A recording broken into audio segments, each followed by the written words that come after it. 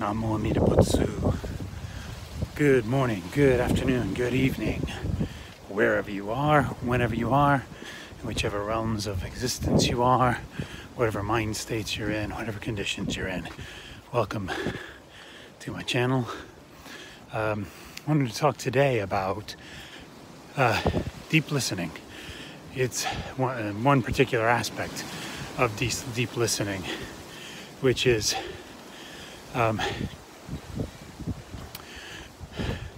really discussing your questions, your doubts, your issues, dharmic issues that is, or issues with the Dharma.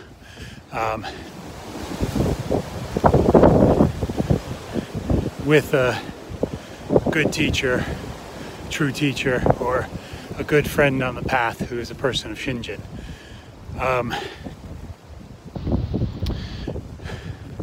And what a difference it makes when you actually do that, when you actually fully, really discuss it in Dharma dialogue with someone, where you really discuss your doubts. See, in the past, when I worked with Paul Roberts years ago, via email and via the True Shin Buddhism email group, it was all by email. I didn't feel at the time, I didn't feel comfortable. You know, Paul Roberts offered to do Skype calls or telephone calls, and or offered to take them, and I just didn't at the time feel comfortable with that, feel trusting enough to do that.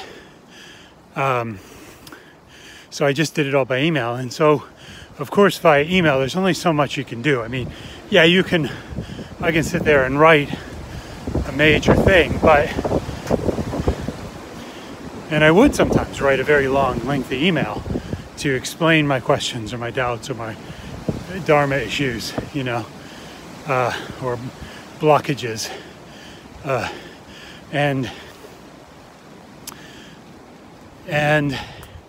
But you don't, even if you do that, you don't have that back and forth discussion if you're really just talking to someone verbally, either face to face or via, you know, something like Zoom, which is what I'm using now. And you know, it's a very windy day, by the way. I do apologize if you can, I hope the sound is fine, but I usually use my headphones for that purpose. The microphone is much less susceptible to the wind blowing on it as the phone mic is. Anyway, so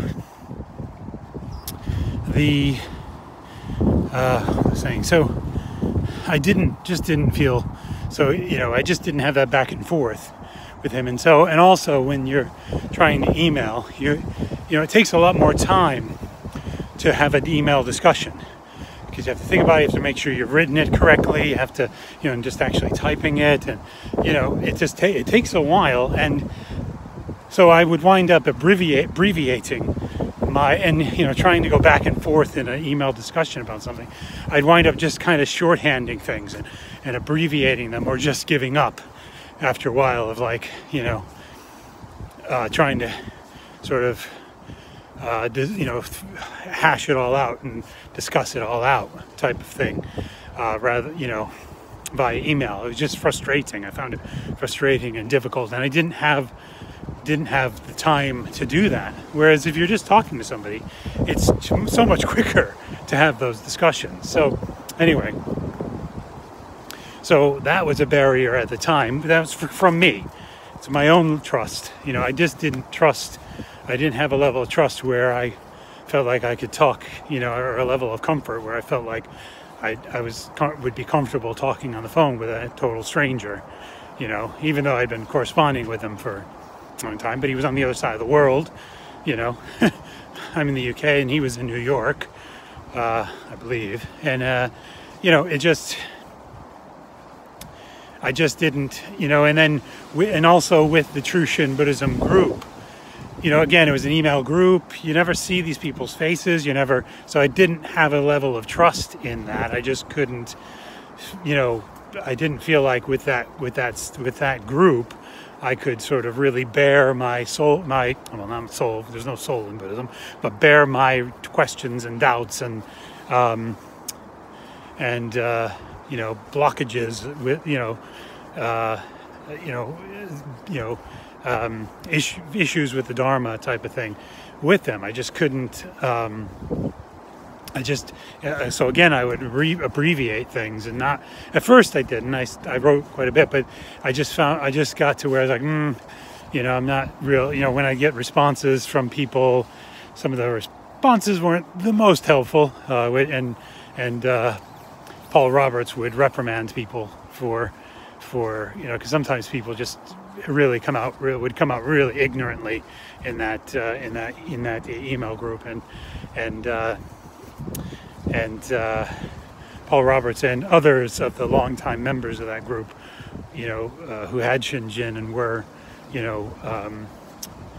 anyway, would kind of like not reprimand people, but just say, yo, like, let's try to be, helpful in our responses. But anyway, I think people were well-meaning, actually. I mean, people were well-meaning. They were just coming from their own place of how they communicate, Anyway, so all told, that was the reason I never really spoke with Paul, on the phone. It's just my own level of trust. I was just, not anything on their part, not anything on the True Shin Buddhist group's part, or on Paul's part. It was on my part of just my own level of trust and comfort. And then, and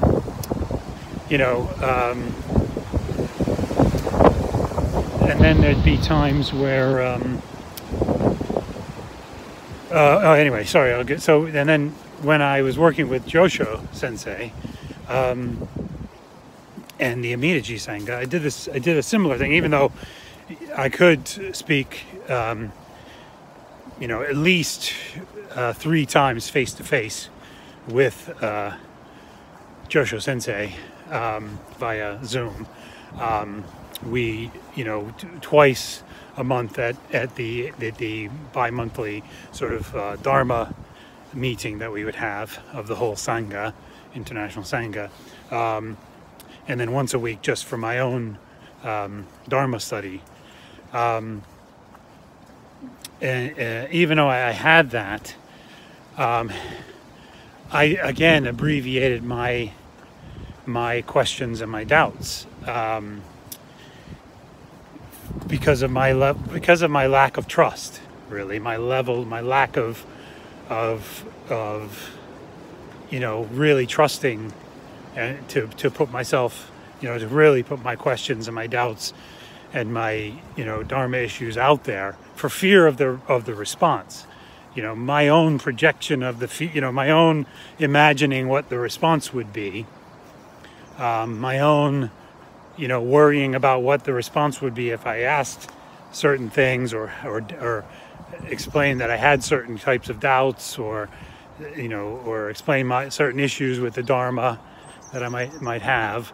I imagined, certain responses, and so I just, because of my own fears and my own distrust, I would just basically abbreviate my questions and my doubts. So they didn't, even though we had face-to-face discussions, they didn't get fully discussed. I didn't, because I didn't really allow that. I didn't really give that. And then, as I've talked about before, consequently, I, at some point, based on other things I had heard or other discussions or other teachings, I said, oh, my perception of certain other teachings or things I heard or things I was told or whatever, based on my perceptions of that, I decided, oh, well, it's just my monkey mind, so I'm just going to ignore. It's just my monkey mind. I'm not going to pay attention to it. These questions and doubts, as far as the monkey mind are concerned, are endless, and I'm never going to, so it's just my monkey mind being a monkey mind. It's just my deluded, ignorant, obscured mind.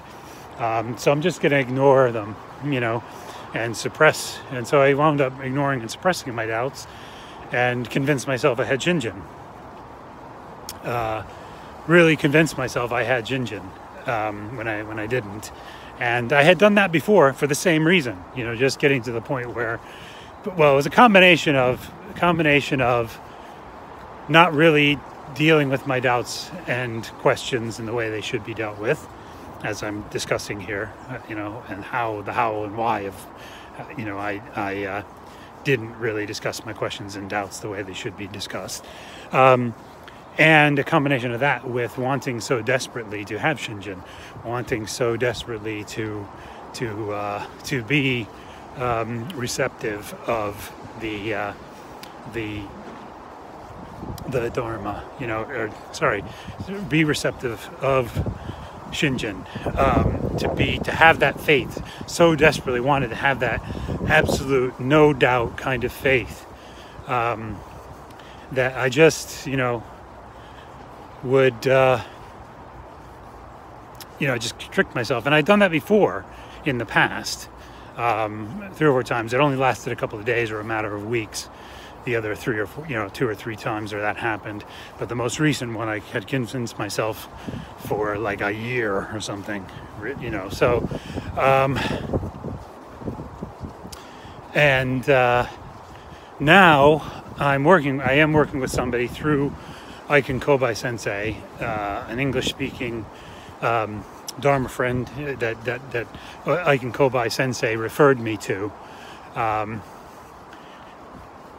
I am now fully discussing my questions and doubts and issues with the Dharma, and when I say issues with the Dharma, it's not like I think that I'm some kind of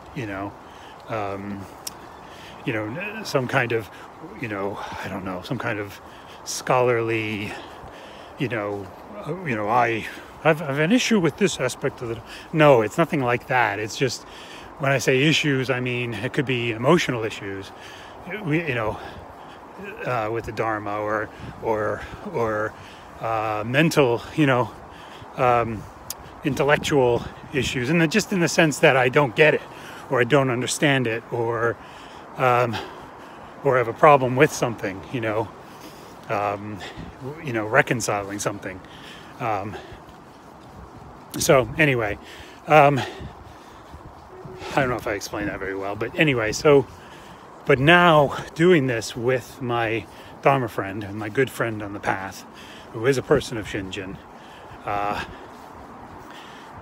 who lives in Japan, and is a person of Shinjin, is an Orthodox Jodo Shinshu Buddhist.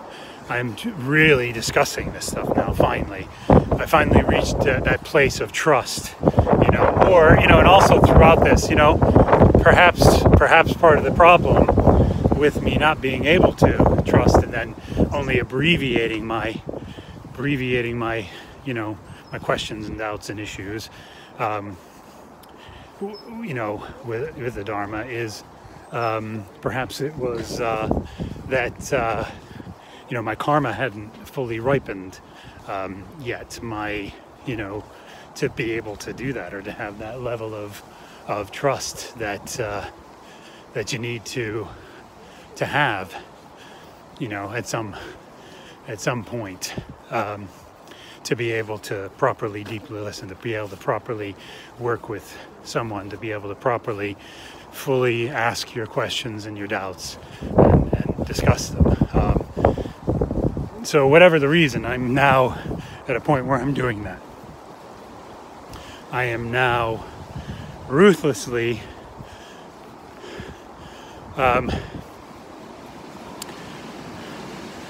discussing my doubts and questions and Dharma issues, fully, totally discussing them, forthrightly discussing them.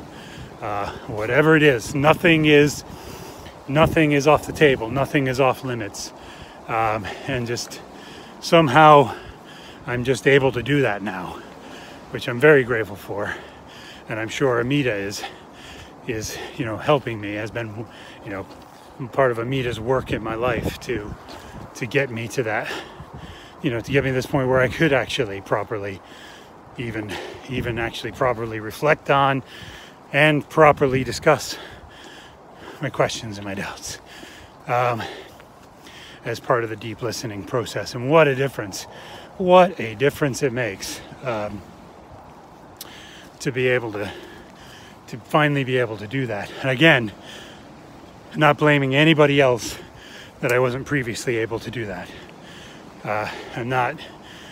It's just the conditions weren't right. The causes and conditions weren't right. I wasn't ready. But now I seem to be. And it makes a massive, massive difference just in my, just in my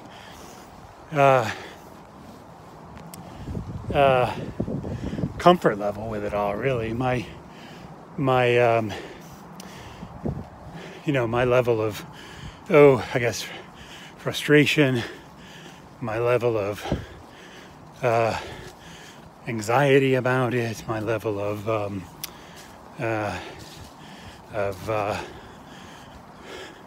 confusion or distress about it all is greatly reduced because I'm finally doing this. And again, it's I always say this disclaimer, it's not in a special state of mind or anything that I'm talking about. It's just on the practical, down-to-earth level of, now that I'm doing this, it's much easier to be properly listening, to be properly asking my questions, to be properly discussing my doubts. It's just a relief. It brings great sort of relief, or just like I said, minimizes the anxiety, the general disturbance, general frustration about it all, in the sense of wanting to just give up. But even though I've made that decision, I have made the decision that I'm going to die a Jodo Shinshu Buddhist, whether Shinjin or no Shinjin, I'm dying a Jodo Shinshu Buddhist. But it's relieved that feeling of, I'm just going to give up on it. I just, even though I wouldn't, and ultimately never really have, even though I have many times thrown my hands up, I have always come back in short order. But since I really started down this path in the early noughties, in the early 2000s, or the mid 2000s really. But so it's just, what a difference properly discussing your questions and doubts make to the whole thing. And don't get me wrong, there's lots to discuss. There's lots I still have to discuss and ask, and all of it will be, though, resolved in time. I do believe that all of my questions and my doubts will be resolved eventually through Amida, through Amida's power, through this path that Amida has given us, through his light, through his mind, where he projects all his wisdom and compassion and light and power and transference of merit and all of that. He will, the work of his vow.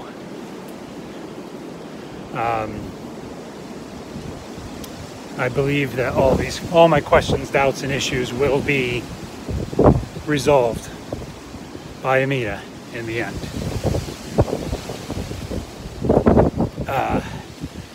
So I'm just very grateful, and thought I should discuss my experience about this.